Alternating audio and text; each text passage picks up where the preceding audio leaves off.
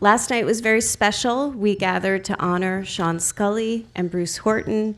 And Sean, I was so inspired by what you said about LongHouse and our place in the world, and really what I see as our responsibility to be an artistic haven for people, especially young people. So thank you for articulating that. This morning, Sean is joined by acclaimed curator and critic Karen Wilkin. Thank you, Karen, for joining us. And we're celebrating the installation of Sean's sculpture 48, which is right by Peters Pond.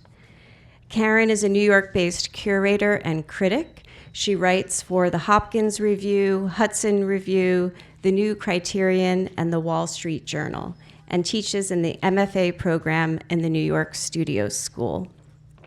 Our very own LongHouse trustee, Gail Towie, has created a very beautiful 6-minute video about Sean and his work, and I think it will serve as a great introduction, much better than I could ever give. So we'll watch that, and then we'll hand it over to you two. Thank you. Well, the first question, Sean, is, I think, about color. Because the color in your painting is so layered and complex and so much about the hand and unnameable colors that come from things being imposed on other things. And one of the striking things about the sculpture, which is very potent and very powerful, and I was lucky enough to see the installation in San Giorgio, which was spectacular. He gave that Renaissance architecture a run for its money. The kind of color and the kind of surface in the sculpture is so totally different from the paintings. So I'm curious about that. Well, yeah, that raises a couple of very interesting issues for me. Oh, good. One is that I don't, how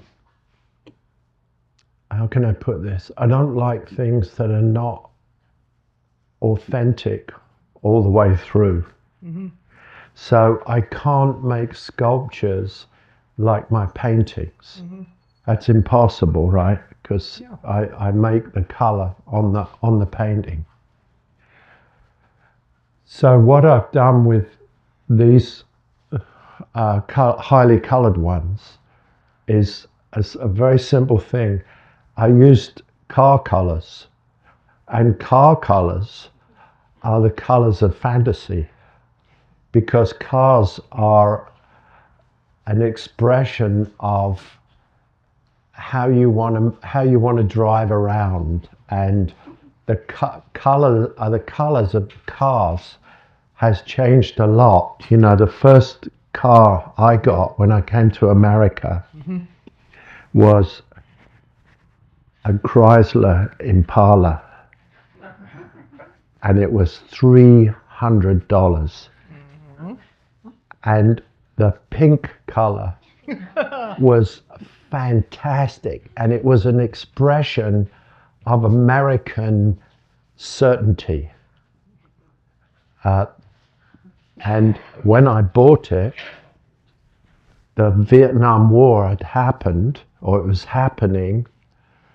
So then the color, which was an expression of glamour and rock and the goodness of America, etc., the righteousness of America,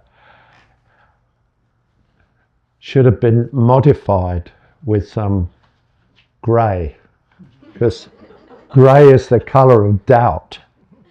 And of course I got this pink car, and the guy was actually a mafia guy, I didn't know this at the time, called from Gemini Motors, and they were famous in Boston. And he said, "Do you want to try it out, kid?" And I said, "Absolutely not." And I drove off, and within 100 yards, I realized that hardly any of it worked. So I had to take it back. But the thing about the color is, that it's an auto color. And if you look at auto colors, they're the colors of dreams and of expression. You know, when people buy a car, they're buying a fantasy. And not many people just say, I just want a car that goes from here to there. Most people have a preference for the color. And I do, and I've got a nice car now that's leaf green. So I'm using all these colors that are really from the world of fantasy, the colors of excitement, or the colors that are somber. Serious person wants a serious color car, often black, of course, because that's a financial imperative. Black and white are the cheapest, but all the other colors are, in one way or another, some expression of the person. So they are somewhat industrial, and as you know, I'm industrialized. Yes. From early on. You know about all this, of course. do. Yes. I do. We met when you were still painting narrow stripes, Sean. That was a while ago. When I came to New York,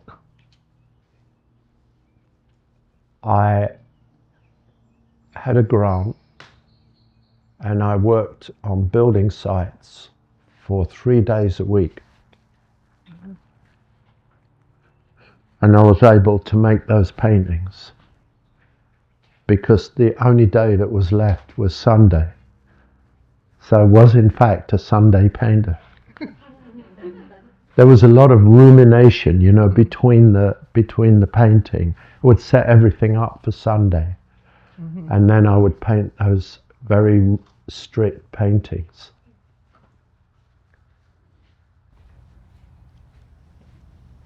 Well, I'm not going to say any more. okay. The whole issue of color, I think, though, is in your work is so crucial. As I said, this unnameable layered color that you can never quite decide what it is. And that, I think, is one of the great strong points of the paintings, that they keep you off balance at the same time that they seem that they could not be any other way. That's part of what keeps me excited about them. And they keep changing. The three-dimensionality, the overt three-dimensionality, the freestanding sculptures. You have that wonderful stone piece at the Yorkshire Sculpture Park, very different from 48, but equally imposing. But there's a kind of a conversation going on with the paintings where you have the projections in the paintings, the new paintings which are assembled from different parts. I keep thinking about the way sculpture works for Matisse, where it's a way of finding new profiles in the painting, and then the painting suggests something new in the sculpture. Is there that kind of conversation for you?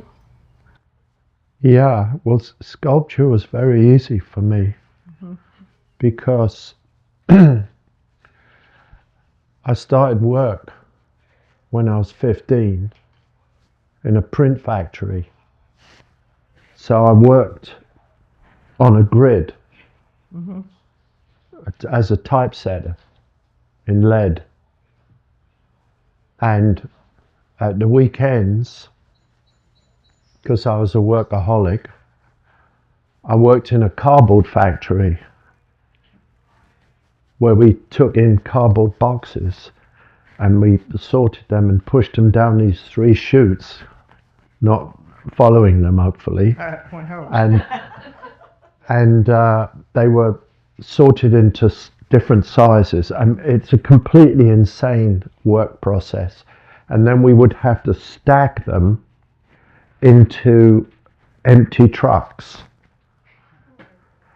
Having brought them out of the truck in a disheveled manner, we then sorted them into size and put them into the into the back of a truck, making a negative space into a phenomenally beautiful, filled up, packed in space that at the end looked like a beautiful abstract painting, the kind of painting that I make now. The problem with that job was that on the cardboard boxes you have staples. Ow. And then you take these cardboard boxes and slap them against your face and carry them up to this place where we'd sort them. But the staples would rip your face up. So every week my face would recover. And there were 4 of us. And this is an image also of London in the 60s. 2 of us obviously were indigenous Londoners, if I count myself that way. And 2 guys were African. Oh boy. And when we went to get our money, the 2 African guys signed their names with a cross. That's how rough it was. And this made brutal, repetitive work for me very natural. And so when I make my sculptures, that's how I make them. I stack things. Without the staples. Well, life's easier now than it was. Although I must say I liked that job. Oh. You know, I liked hanging out with those guys and we had fun. And there were 4 of us in this group, and it was kind of great in a way, you know, because we were at the bottom of society. You couldn't get any lower than that. So I liked it. I still like it. And I still like that kind of ambience, which, by the way, is what I like so much about Mexico. I mean, you know, in the countryside, in little towns. I like all that stuff. It suits me. So making these sculptures is just a way of stacking things up. I don't even know if they're really sculptures. I mean, I'm not trying to solve sculptural problems. I'm not really interested in sculpture. I know exactly what you mean. I mean, you're not interested in what's in front of what and making spaces. No, I couldn't But care you make less. these very declarative objects that really make a statement in space. I mean, that stone piece in that phenomenal grounds of the Yorkshire Sculpture Park, that's a lot to compete with. And that piece holds it. You really have to pay attention to it. Well, you know, I put you can't see it, but I made these 3 blocks and they have insets in them. And they're rough stones that are stacked into 3 blocks. And I put them apart, this far apart, so when a person walks through, they can touch both sides. All that kind of stuff is very important to me. And of course, they're like Druid art. It's like Druid art. Yeah. And, you know, I think we should have stayed as Druids, and then we wouldn't have all this, you know, all this trouble that we have. You know, the burnings and hangings and all that business. If we'd all been Druids, it would be fine. But the Druids were all hunted down, of course, by them Christians. That's a whole other set of problems. It is. But if your piece is making a statement for Druids at the Yorkshire Sculpture Park, it definitely succeeds. If you haven't been there, it's an extraordinary, it was the grounds of a very old manor house. And there are trees that have a circumference of, you can't get your arms around, and they have long horizontal limbs that kind of make rooms out of the space out there. And then you're in Yorkshire, so there's this sweeping landscape. It's pretty fabulous. Yeah, Yorkshire is where, Yorkshire people are very prejudiced because they say they're real, meaning other people Are not real. Yeah. We're just walking photographs. But they say, come up to Yorkshire and, you'll meet some real people with legs and everything. And 3 dimensions. Yes, yeah. Well, Tony Carr used to store sculpture in a barn in Yorkshire, and the guy in charge of it was straight out of central casting. He had an accent that any movie director would have cultivated. He never used articles. And I think there were birds nesting in the sculptures. So eventually Tony got rid of that barn and moved things to London. But it was extremely interesting to visit while he had it up there. But that has nothing to do with your sculpture.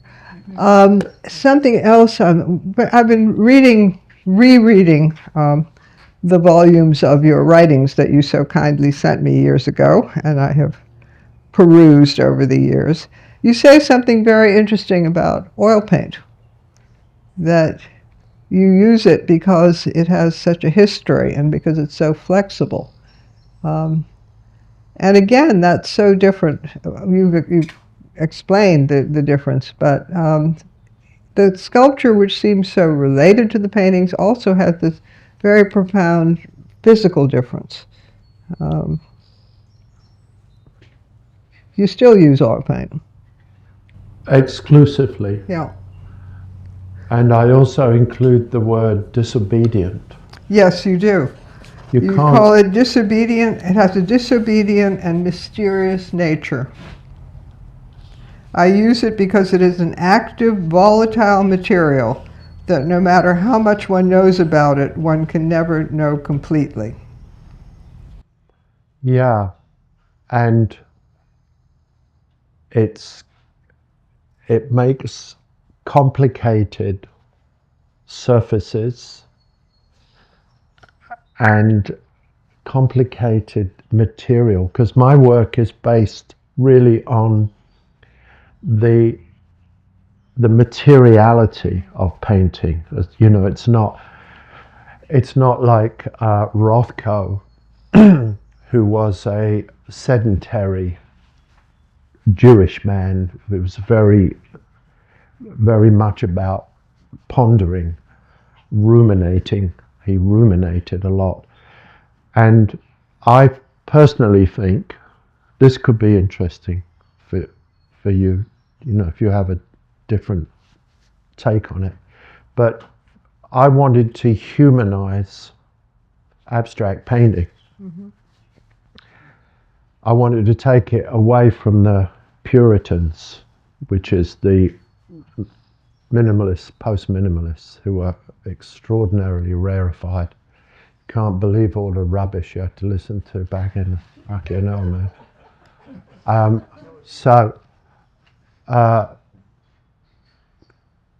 I wanted to humanize abstraction, and I thought that in geometric abstraction, the person who came closest to actually doing that was Rothko, mm-hmm. which is why I wrote the text on him. Well, it's not why I wrote the text. I wrote the text because Arthur Danto didn't want to do it, and he asked me to do it. And I was having a knee operation, so I thought, fine. So I wrote the text on Rothko, but it did fascinate me. But my work is significantly more structurally energetic. Definitely. Yeah, and I have collisions in my work. So basically, if you wanted to talk about Rothko, with the disrespect that people would, talk about me because I'm here and I'm not mythologized, I would say that that's Malevich pushed through Turner, and then you get Rothko. And, of course, easier said than done, but that is kind of how you can, how you can read it. And I wanted to make paintings that were more figurative, I suppose you could say, Yeah. you know. But I wanted to fuse romanticism and Puritanism to make a middle ground for very profound reasons.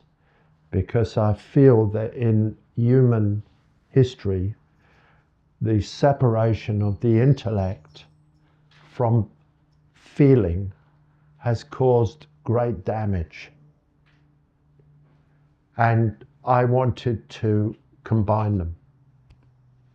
And that's why I made the little reference about Raphael, because Raphael combined the muscularity of Michelangelo with the linearity of Leonardo and came up with the School of Athens. Yeah. So there you have it. That's my reason for being on this earth. That sounds perfectly convincing to me. But you, I mean, Danto has written a lot about you, too. He was a great admirer and a friend. And one thing he wrote was that your historical importance lies in the way that you brought the great achievement of abstract expressionist painting into the contemporary moment. And he also goes on to say that you have, as you say, humanized it. You brought feeling and emotion into not the into abstract painting, not the Sturm und Drang emotion of abstract expressionism, but something much more specific and personal, I would say. And a lot of that, I think, has to do with the physicality of your paintings. It does. And it also is because I'm essentially psychologically working class, because that's what I come from. So I want to make something for the people, you know, not Rosalind Krauss. I don't give a shit about Rosalind Krauss, you see. That makes two of us. But I'm very proud of the fact that a friend of mine who was sitting in the audience introduced me to Rosalind Krauss when we were both in college, and it was instant dislike. I'm very proud of that. oh, that's like me and Gagosian. We circle the space like two dogs that, you know, sort of mark the wall. And the possibility of us ever remotely coming together is a perfect zero. But anyway, I wanted to make something that was somehow engaging, because I thought that abstraction had some huge yearning potential that hadn't been realized. And I did think that the closest person to do that was probably Rothko. And, you know, he is everybody's favorite, or lots of people. Not lots of people, but I mean, he's criticized as well, I understand. Well, so am I. That's part of the life. But I wanted to make something that was almost ordinary, exalted and ordinary, subjective and somehow proletariat, one might say, in the way that they're put together. And as everybody would agree, you know, I'm not a very pretentious person. No. I mean, but we would all agree on that. We would agree on that. And I am rude. We would all agree on that. Well, given your Dickensian childhood, you're entitled. Compared with my friends, I'm almost a ballerina. I mean, you wouldn't believe how they talk, and their rough sentiments. But of course, I've travelled through the classes, and I am now a person who's very fortunate. I live a fortunate life, but the underpinning is always going to be of the people, for the people. And to take away pretentious hubris and all this kind of, what's the name of the guy, you know, slipped my mind temporarily. The beauty of LongHouse has bedazzled me, and I can't think of the mystic German that they referred to, all the abstract expressionists.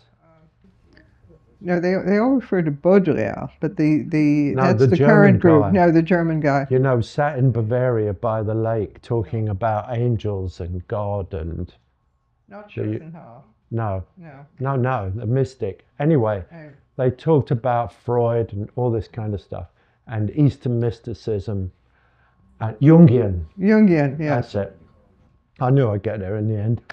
And I've taken that out, but I want the paintings to be engaging, moving, touching, so that you feel yourself and you're not aspiring to something, as the Abex people would say, over there. I wanted to bring it into the present, to give them a kind of tactile surface that you as a human body could relate to. Because what we are is our body. You can't, you know. I mean, I was on the Bowery once, and I was standing next to a couple of drug addict guys, and they were discussing the body as a mere vessel, because they were leaving their body. They were ruining their bodies. But the body, our bodies, is what we are. And I wanted to bring that into the moment, you know. Well, your paintings are always human in scale. They're never, even the very large ones, somehow. What you were saying about having the distance between the elements in the sculpture that you could touch, there is that sense of a human proportion in there. Yes, and the insets are sometimes like my shoulder width. They're not, it's not theoretical. No, you sense it. You relate to it very immediately. Yeah. It's something you wrote about Greco, about the burial of Count Orgath. Seems very much to encapsulate what you were just talking about. He talks about the robes of the priest there being painted in this magical way. The moment between what you can see and what you can't see and what you can only feel. Yeah. It's pretty good. Well, one could also ascribe that to Berta Morisot's Cradle, Yes. which is a painting that has affected me very deeply, because I love children, and it touches me greatly that she painted a cot, should we call it a cot? Cradle, yeah. And the material over the baby is a material that allows light in, but not too much. And it's this this gauze that is so moving in the painting, and the dirty white colors. And it's a concert of delicacy. And I really adore that painting. Oh, it's an astonishing painting. Yeah. There was a big show of the Renaissance, the Impressionist moment, the 1874, and it was a very large show. Everyone was very well represented in it, and that little painting just blew everything off the wall with that symphony of off-whites. And it's half in, half out. It's not really an Impressionist painting. It's like yes and no. Yeah. Well, she put paint on more broadly. Yeah. But of course, you know, she was very close to Manet. She was. Learned a lot from that. Yeah.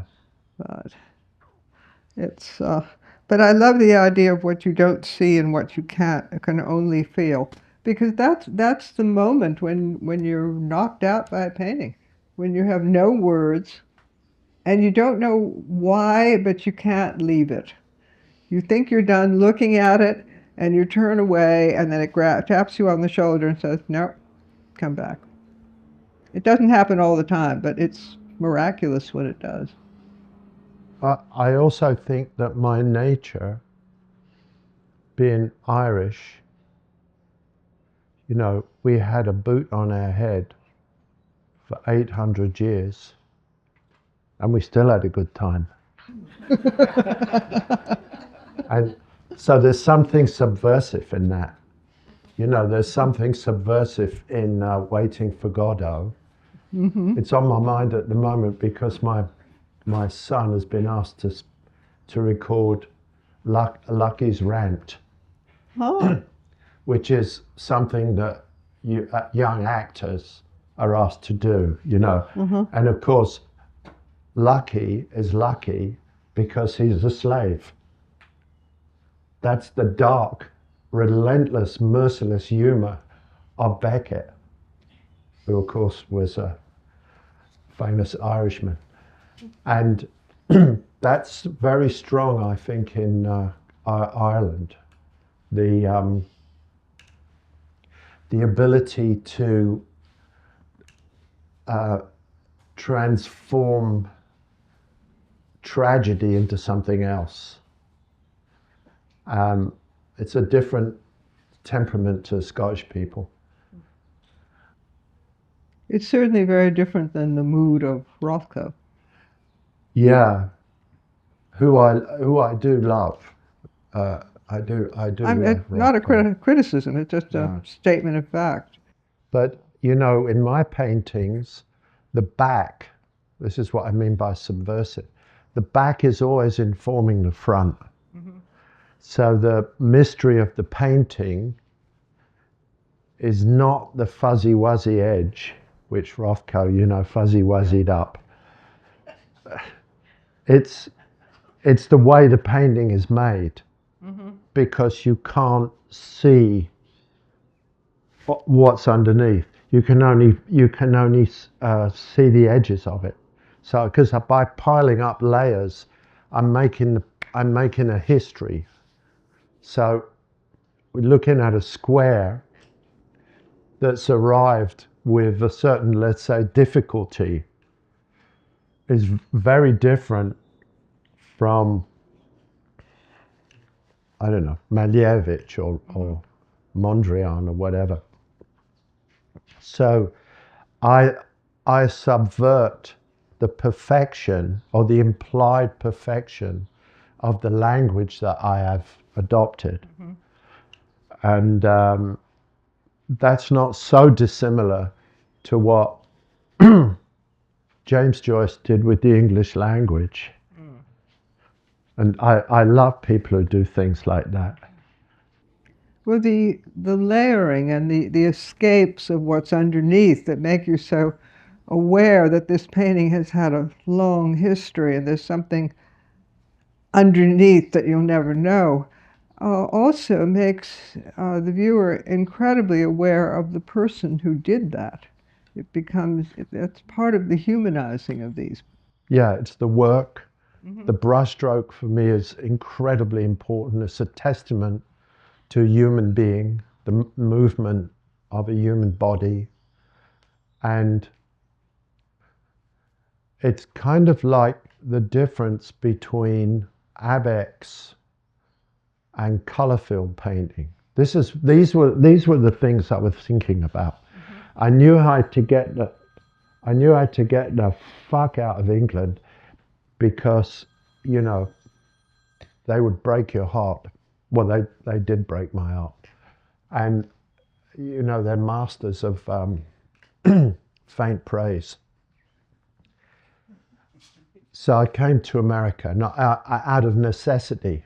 And what I was looking at was abstract expressionism and then color field painting, which took the angst out of Abex, and then minimalism, which in turn took the pleasure out of color field painting. Next stop, I don't know, a gulag. And I decided to restore what had been taken out. And this was not easy. I'm sure. I mean, you know the story, you know, you were around. Yeah. The pushback was incredible because what I was attempting to do was a U-turn. And art history had progressed by subtraction. Take this out, take that out, take this out. Well, then, that's, you know, that's the Greenbergian model. You That's it. reduce it to the intrinsic part. But when I first met you several hundred years ago, when we were both children, you were painting narrow stripes that had been taped off. yes. And the color was extremely mysterious. I remember you were talking about the blue painting and the green painting and the red painting. And when I first came into the studio, all I could see was black and gray. And the longer I stayed there, the more I was seeing the blue painting and the green painting and the red painting.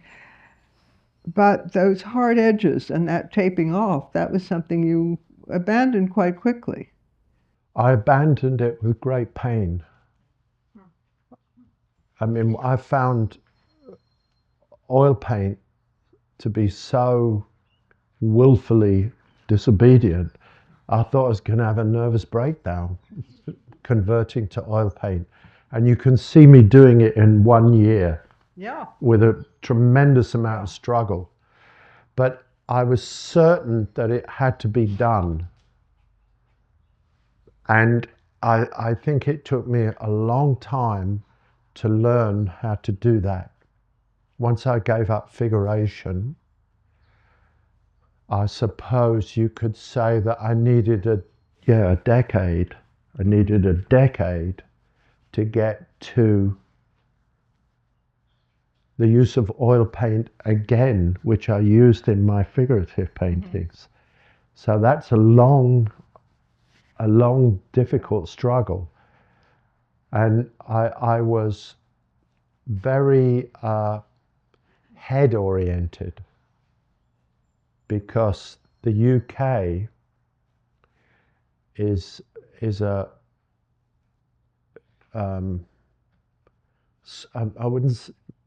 I suppose it's cerebral, and it's very literary, of course, and it's not direct like America. And you know, we don't talk about things for 400 years, you know, without ever saying anything.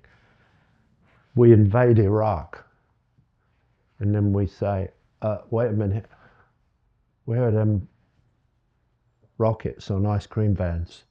Well, they weren't there. So that's the poor side of America. Have I made myself clear, or am I too cryptic? Tony Carr always said that the British weren't visual, that they were literary, and they liked landscape. Right. Well, I put my paintings this year in the Royal Academy summer exhibition. Oh boy. 2 paintings, and I thought I'll put in the 2 that are the nicest. And they're not very big, they're like this, you know. Yeah. And the review in The Guardian said that the worst artist in the exhibition is me. And you know, given the summer show at the RA, that is really an important distinction. How many of you have ever seen the summer show at the RA? And you know what we're talking about. All the galleries are paved with work. And it is of, shall we say, varied excellence. I think it's a wonderful exhibition. I love it because it gives people from all over the place a chance, you know, to exhibit in the Royal Academy. And why not? And it's a big mess in a way, but it's beautiful. You can find things that you like. Anyway, It takes work, but you can. Yeah, this critic, his favorite work in the exhibition was a small painting of a silver teapot with soft edges. So, you know, if we all painted like Chardin, we'd be good boys and girls. Who was the critic? Do you remember it? Freddie something. Oh. And anyway, and he described me as the modern master. Should have stopped there, but he continued and said, the modern master of badly painted paintings that are ugly. And this is, if you've ever read this hilariously beautiful book called Bread in the Bone. Oh, yes. Oh, what a book. It's about these dopey Nazis buying all these pot boilers from this guy and giving up all these masterpieces, how he was tricking them all. Anyway, this is exactly what the Nazis said about modern art. It's exactly what they said. They said it was badly made and it was ugly. Well, it's exactly what the critics of the first Impressionist shows said. Said the same. Badly yeah. made and ugly. As if the job of art is just simply to produce crafted beauty. But that's not the job of art. The job of art is to show the human soul, the human possibilities. And some of it looks ugly, but it becomes beautiful. I once went to a show in London of the fauve painters, and you all know why they're called fauves, of course, you know, wild beasts in French. And it really got on my nerves because all the housewives of the south of England were in the exhibition, getting in my way. And I was thinking to myself, when these paintings were made, they would have found them abhorrent. And now they're all standing in front of them, loving them. It's so strange how it takes, Marcel Duchamp said 50 years, right? This was longer. It was, but it was, 1907. yeah, it was longer. And they do take up room. So on a totally different kind of question, what are you working on now?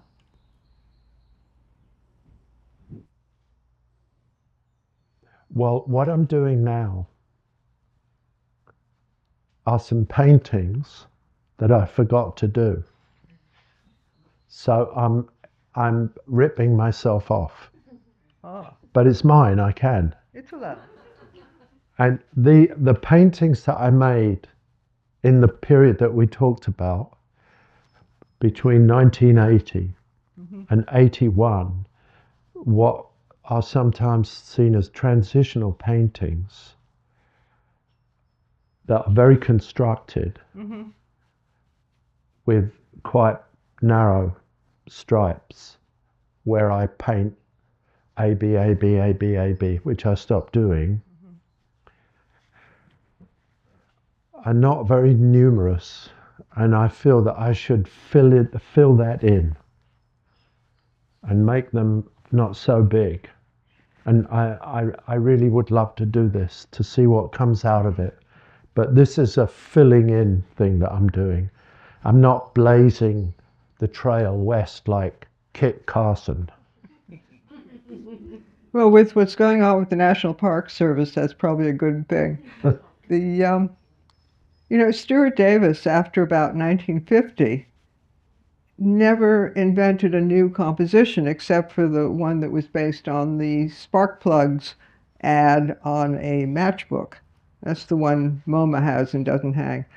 But he goes back to things he did in the 20s, and he redoes those compositions with everything that he'd been thinking about for the last 30 years. Exactly, yeah.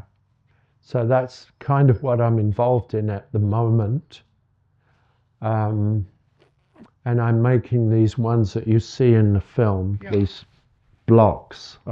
So I'm doing two things at the same time, which I like to do. And I often wonder if I'm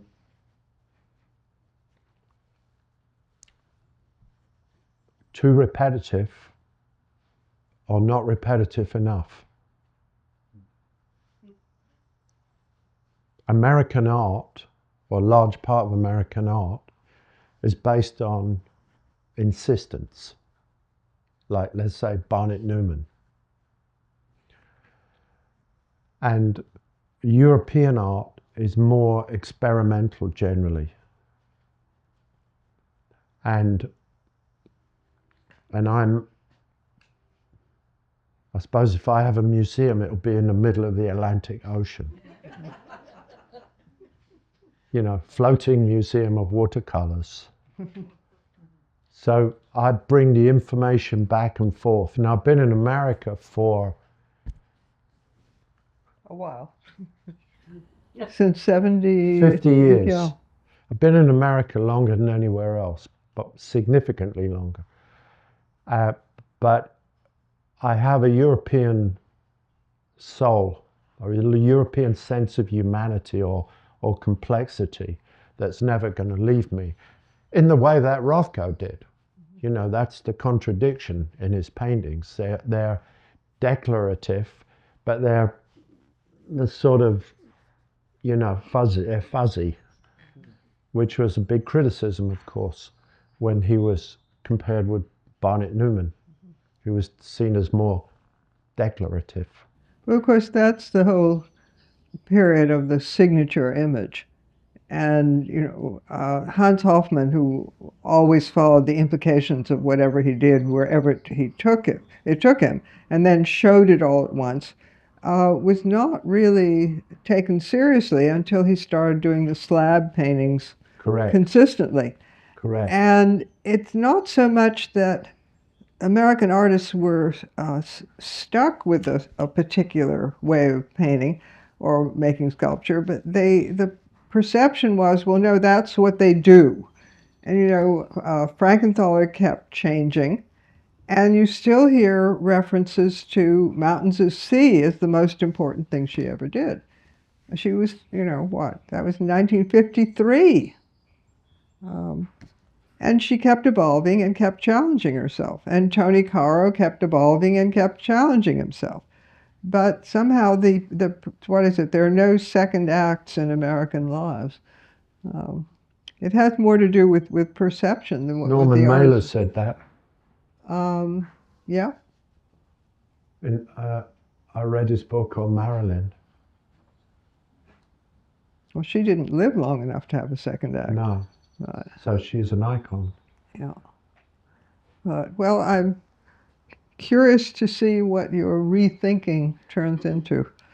Well, they won't be shocking. They won't be new in that sense, because what I'm in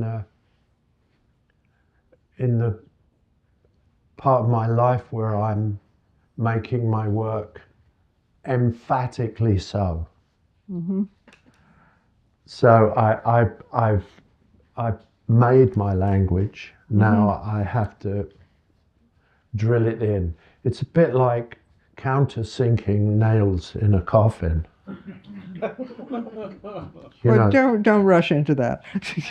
Or when you screw a screw, you know, it makes that nice sound. I did a lot of sheetrocking, of course, when I was first in New York, and it makes that, and that's when it goes in, and that's important.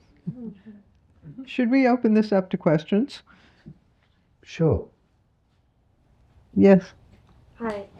I'm wondering, when you go into making sculpture and working with many different materials, when you come back to painting, what do you learn from that experience, or what observations in the changes of medium might you experience? Well, actually,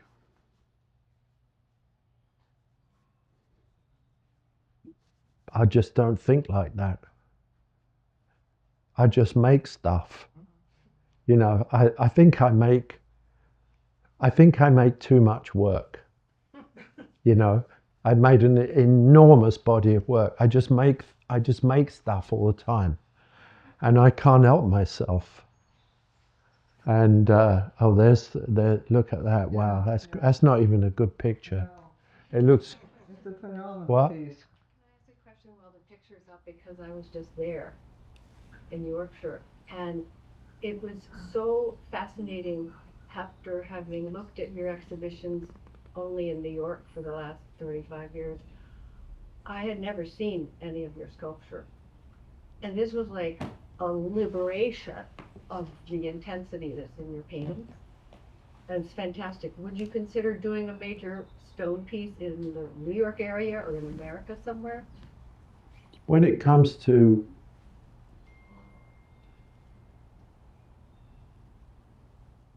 being asked to do something, I'm anybody's. I'm almost a slut. Not quite. But you have to love the stone. You love that stone. I do. And the guy that helps me with that is in fact a real person. And I said to him, why did you put that inset in it? And he just said, it's in your drawing, man.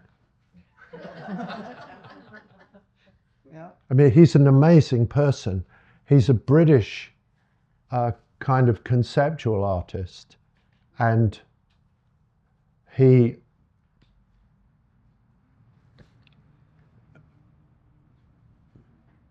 just does things. You know, he doesn't sort of bugger around. You know, he doesn't equivocate. He's more like me. And I just do things, and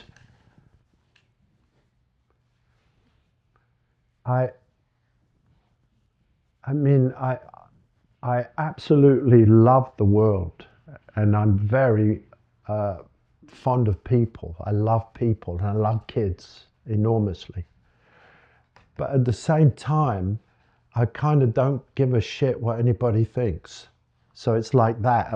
You know, it's all at the same time. Because when I did this, I didn't really care what anybody else thought. I remember that, you know, and I only thought about the space between them, that you could touch both sides. I thought that was very important. And it's a bit like Newgrange. And also, you know, when I went to Mexico, I learned Spanish because I fell in love with Mexico. And I speak very, very well Spanish. And I used to drive around in broken down old cars all the way through Mexico because I can, you know, do the blah, blah, blah. And the ruins are fantastic, especially the ones that are not visited very often, like Labna Sail. They're really abandoned. They get maybe 4 visitors a day. And you see all these monuments from ruined religions. And the power of it, to me, is still there. And so that's what I wanted to put into that work. Thank you for saying that, because I grew up in Mexico.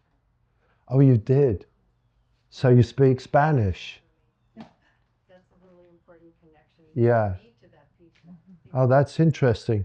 I went to Mexico by mistake because I wanted to go to Cartagena, you know, because the reason I wanted to go to Cartagena is because it was a pirate town, and I'm kind of a pirate. So I was teaching at Princeton, and this is so great about America. I went to the union and I said, can I borrow $2,000? And they said, sure. And they just gave me $2,000 because I taught there for $700 a month. And then they would just take it out of my pay.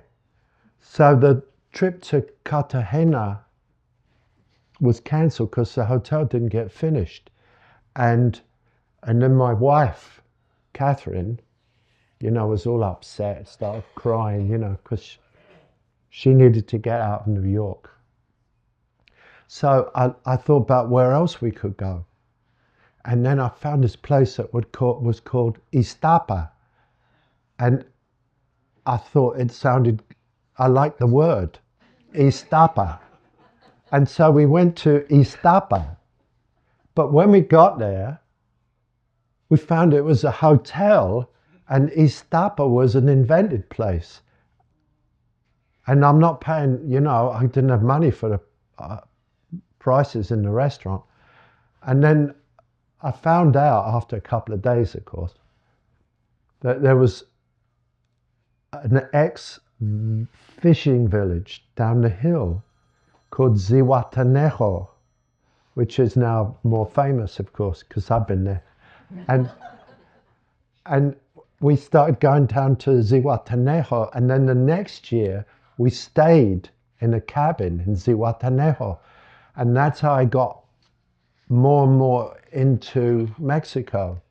And I discovered the pyramids outside Mexico City because I saw signs. So I'm always doing things like that. I'm completely suggestible. That's what I am. I'm suggestible. And then I got into Mexico, and I've been everywhere. I've been more or less everywhere. And we went to a place called, I can't remember now. I can't remember the name of it, but it was so beautiful. It's a colonial town, and everything was perfect and quiet. And I just thought, it's so wonderful. And we had lunch in this beautiful restaurant. And then later on, more recently, I found out it's in the drug cartel. So of course I have no crime.